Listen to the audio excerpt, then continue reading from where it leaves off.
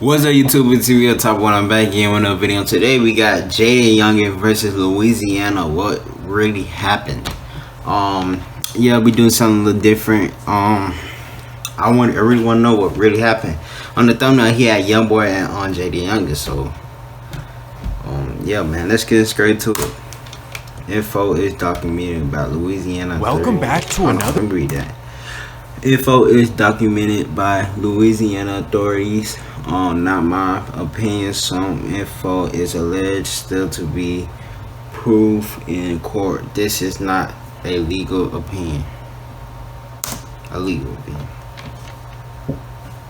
Welcome back to another episode of Swamp Stories. For this episode, we cover a breaking story that everyone wants to know about. No one knows what's really going on and no one really wants to do the research. So that's where Swamp Stories comes in. But before we get into it, make sure to leave a like and subscribe if you're new. You can also follow the Instagram page as well. Make sure y'all subscribe to Swamp Stories. In Louisiana, there are only two cities that people know about: New Orleans and Baton Rouge. Both of which are not really that big, but for Louisiana standards, they're like New York. And by now, we all know that they're in the top 5 worst cities ever. What? New Orleans and Baton Rouge. And by now, we all know that they're in the top 5 worst cities every year. Whether it was Cash Money, No Limit, Lil Wayne, YoungBoy, Fredo, Boosie, and many more, Louisiana has had a huge presence in the culture. However, outside of New Orleans and Baton Rouge, there's not much going on. In fact, I'm pretty sure that nobody has ever paid attention to the rest of the state. And honestly, there's good reason for that, because outside of the two cities, there is absolutely nothing going on. And with all that being said, this story takes place in the middle of Nothingville, so let me break it down. The North Shore of Louisiana is located about an hour north of New Orleans, across the world's longest bridge. I'm not even kidding. In order to get to the North Shore, you have to cross a 24-mile bridge. That's how hard it is to get to this area. Well, once you finally touch land in the North Shore, all you see is trailer parks and probably some Reagan Bush 84 flags. But then you continue north about 30 minutes and end up in a small town called Bogalusa, Louisiana. The small town of 11,000 residents is known for, well, nothing. The average resident makes $19,000 a year, with Walmart being the biggest employer, and the average home sells for just $92,000. So it's safe to say that Bogalusa is far from being well off. And the only time that someone ever thinks of Bogalusa is when they're on their way to Mississippi. But just because the area is country does not mean that it can't get active. So in this video, I'm gonna break down all the madness on the North Shore, and of course how it all resulted in the recent news. But before we get into it, let me run the intro.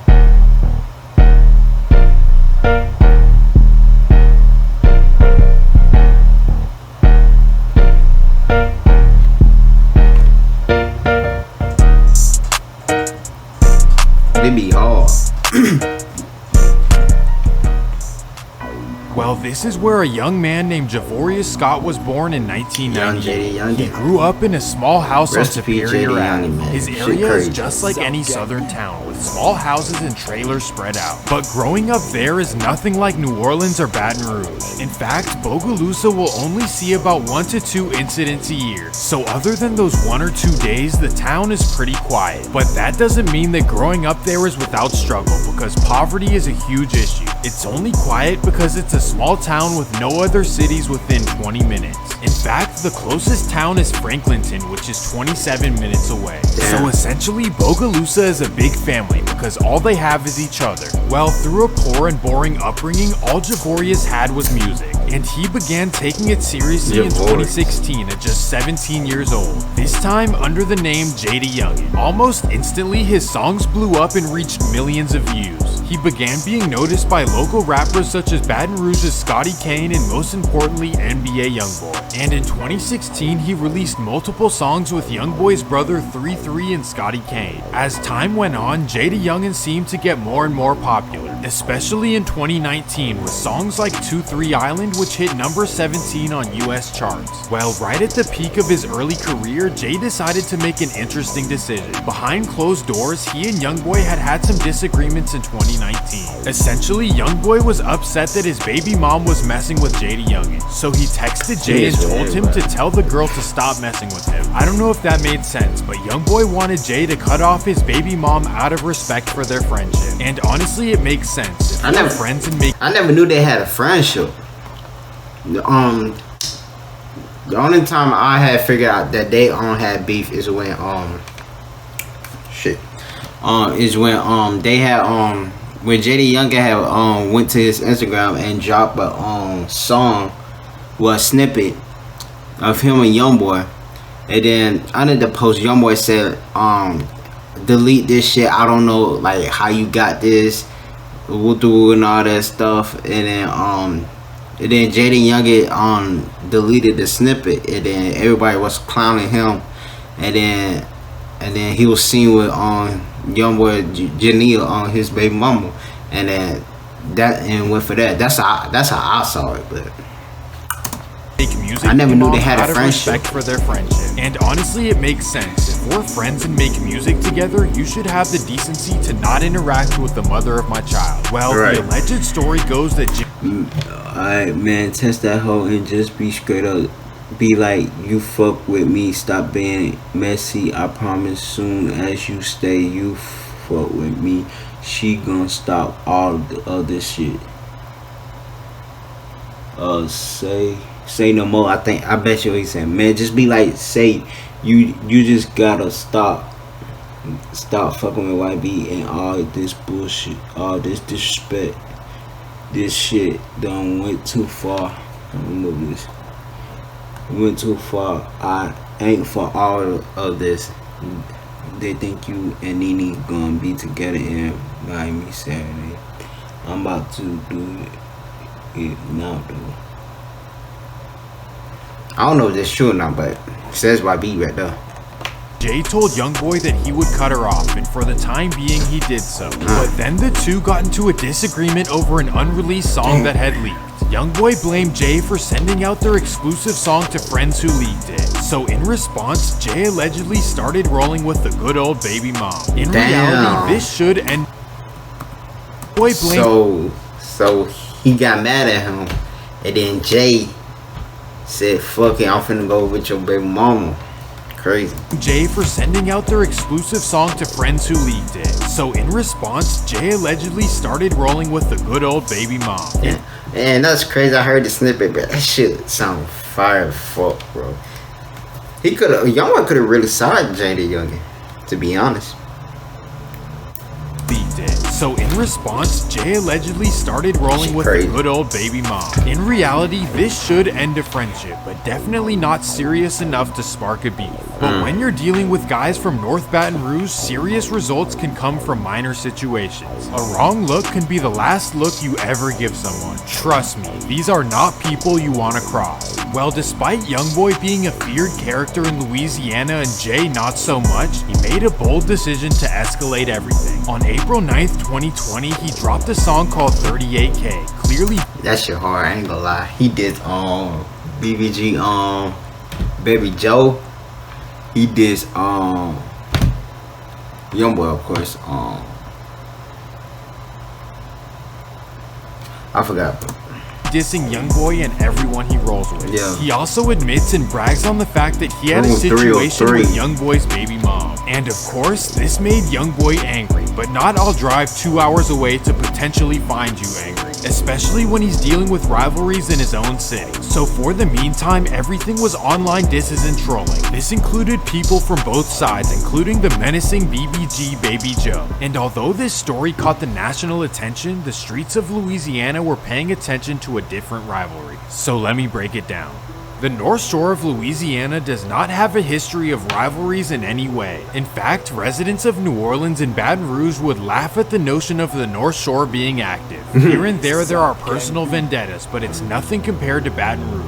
But in 2020, things started to change. The entire North Shore is pretty much divided into two sides. Now mind you, this is from official articles in Louisiana, so I'd rather present the official news instead of the rumors. Anyways, so let me introduce you to the sides. First, let's start off in Roseland, Louisiana. This small town of 1,200 people is known for nothing, but they do have a small group of guys that call themselves the Purple City Boys, also known as PCB. And being that they're from a tiny town where nothing has ever happened, it's safe to say that it was all just an image at first. Like, who are they gonna beef with? Farm animals? Well, regardless, they have rappers named PCB Buck and PCB Taiki. And honestly, I didn't even want to listen to the songs after seeing the low views, but they're actually not that bad. I feel like there's a lot of undiscovered talent in these small areas. And that takes us to 2019. That's when PCB started going at it with a group called La Familia. They originate from Hammond, which is another small country town, but they have members that are spread out through the entire North Shore,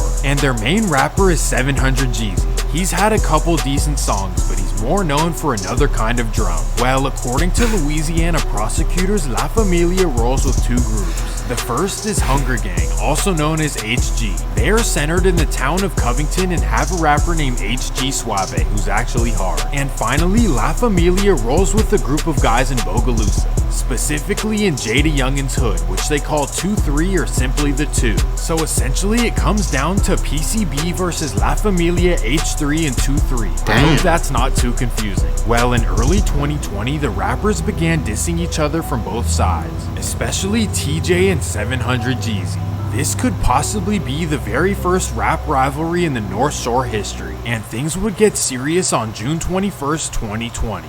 The Roseland community decide to host a Father's Day gathering in rural Amit City, and there of course is all of PCB, but most importantly Taiki. Well, everyone is riding horses through the field, which is a Father's Day tradition, but little do they know La Familia is watching them the entire time, specifically 700 Jeezy, whose real name is Jaylon Mitchell. So 700 Jeezy waits for his best opportunity. At 3 p.m. everyone starts to leave, and that's when Ty Keith starts walking to his car. That's when 700 Jeezy approaches. Bang. Instantly someone speaks. That I remember, bro. That animation kills me. Approaches. Bang. Instantly, someone speaks up because Jaylon Mitchell was now a wanted man. However, he would go on the run for 2 months, and in the meantime, PCB Buck would record a music video dedicated to Taiki. And the next day, 700 Jeezy would record a video as well. On August 6, 2020, prosecutors say that 700 Jeezy and JAYDAYOUNGAN recorded a music video together in Hammond. And after this, the two hung out for the entire weekend. And that takes us to August 8th, 2020. PCB decides to throw a large birthday bash in Roseland. At the birthday, friends and family ride horses around the field. But once again, 700 Jeezy is right there waiting. Damn. But this time, he runs out of patience and makes a wild decision. Unfortunately, a mother from Baton Rouge did not make it. And right after this, 700 Jeezy drove out to Houston to hide out. And here is where things get interesting. Prosecutors claim that JAYDAYOUNGAN helped Jeezy leave the scene and eventually head to Texas. And in Louisiana, this is a serious crime. Well, in defense, Jay claimed that he knew nothing about what Jeezy had done and was just doing him a favor. Either way, Texas authorities would get Jeezy after a chase down I-10. And after his arrest, more would come, including 6 La Familia members and of course JAYDAYOUNGAN. He was formally charged with being an accessory to the events on August 8th. Authorities said that he's a part of La Familia and he rivals with PCB. And in Louisiana, they do not play. You will get a long sentence for minor things. Thankfully though, the evidence against Jay wasn't very strong and his defense team was well paid. So eventually his lawyer successfully had his charges reduced. However, he would be in jail for quite some time. And during this time, there were a few incidents back home. This includes the July 21st passing of a rival nicknamed 10, not to be confused with NBA 10. Well, finally on June 17th, 2022, Jay was released from Tangipahoa Parish. Here's how it worked out. Under an agreement, he paid $5,500 in fines and a 1-year supervised release. After a year of no music, fans were excited for some new songs. And instead of going back to Georgia, he had to stay in the parish due to the supervised release. And that takes us to July 27th, 2022. Jay is outside his grandma's house on Superior Ave. Just like any other day, he's outside with his... They kept him in the city and shit.